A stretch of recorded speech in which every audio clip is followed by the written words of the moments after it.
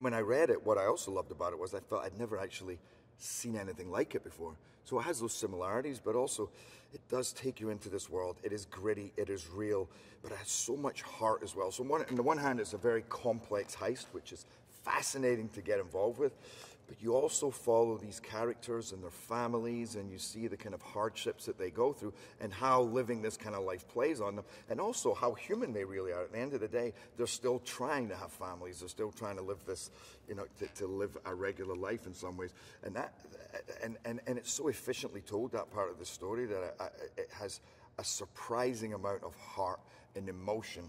And then a whole thing going through where you realize the world that you thought you were in is not necessarily the world that you are in. Twists and turns in a way that I've never seen a script like that, with so many surprises.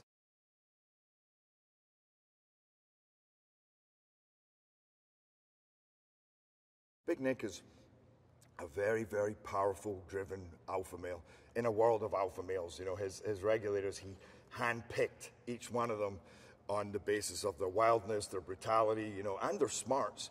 But he lives in this world where you have to be willing to go to any length to get ahead. And that is the dangers inherent, that is the amount of hours you work, that is just that complete obsessiveness with the job at hand. And of course, you do that, and you know, it's a kind of process of osmosis. Things rub off on you, and he's not living the best life.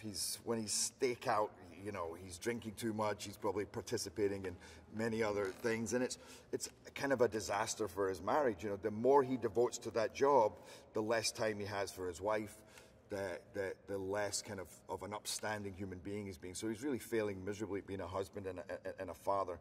And that's where we come into his story at the beginning of the movie, where he's kind of been out partying and he comes home and she's had enough.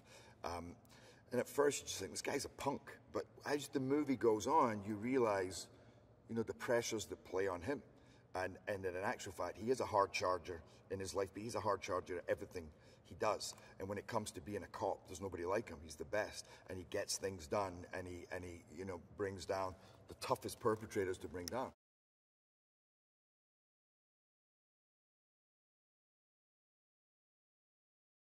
The outlaws are all ex-military, which is something that we start to piece together.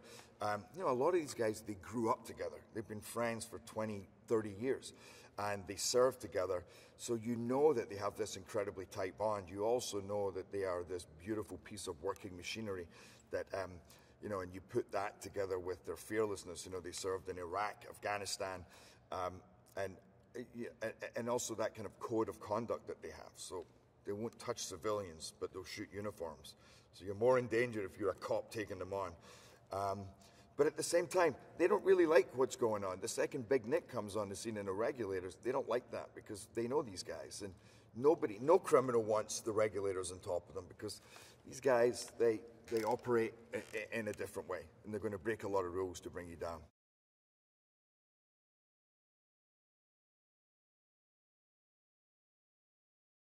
He's like a master.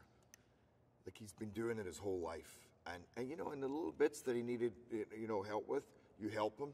But he had no ego, such a great, you know, so great to work with. And we've worked so well together. But he has also such an understanding of film history, filmmaking. So his, you know, the way he puts scenes together, the way he puts shots together, and his understanding of pacing and everything, I've been very surprised and very happy. But also his manner on set and allowing you to experiment, to have fun, to go for it, and being incredibly encouraging and passionate and just sensitive to your needs. That's something you don't often get with a first-time director. And that's another thing that Christian brings, both as a writer and as a director, is he's a strong, masculine guy. You know, he's all about his martial arts. Most of his buddies are some of the toughest guys you've ever met. But he's also incredibly soulful and one of the most sensitive individuals I've ever met.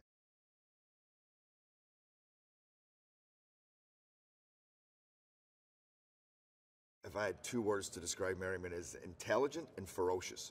And yet a lot of that ferocity is just balled up, and it's hidden inside. You know, I love his quietness and his study.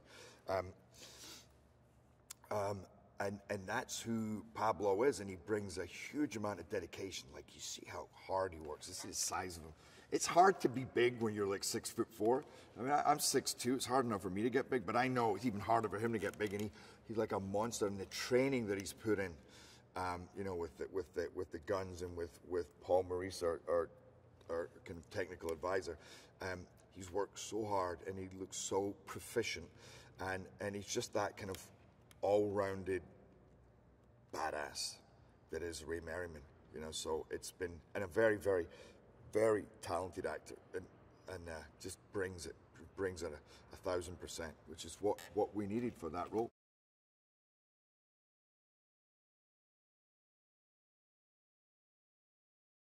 50 Cent as a person he's more kind of bubbly and light. He's such a funny guy and a sweet guy. He's always smiling, you know.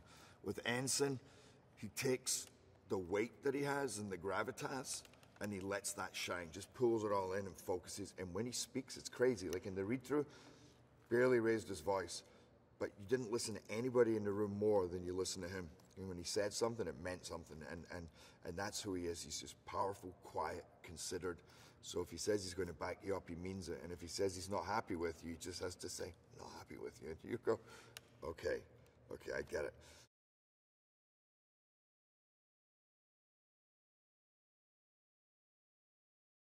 O'Shea, to me, is the find of this movie. I got to tell you, that kid is amazing. His mind is just extraordinary.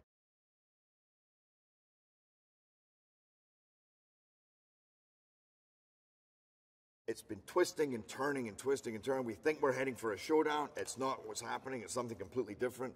We think they've got away, and suddenly, no, we're on them. And it's on.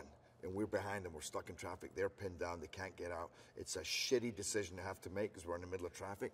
But otherwise, the same thing's going to happen as happened at the beginning of the movie. They're going to get away. And so we basically have to go and try and take them out. But earlier on that day, we were all aware that this was war. We were going to war. You know, we're all suiting up. And it's that two tribes go to war. And that moment has arrived. Again, like I say, in the worst possible way, because you have to see this, to see there's hundreds of cars. We're in the middle of a traffic jam, and this is a route that has lorries, vans, trucks. It's just the worst place to be carrying this out. But and then it unfolds into what I think is going to be one of the most tremendous action scenes. And again, tremendous one, because we get big action scenes in movies now, but because this movie so specifically has these characters that you've grown and know and feel and love and hate, but understand, and again, become emotionally involved with, it has a whole different meaning. That's what takes it away from just an action movie, because you are living every moment with these characters, and because it is not, we made sure to stay away from stunty action, but to base it in reality. Who are the cops? How do we fire? How do we approach? What do they do?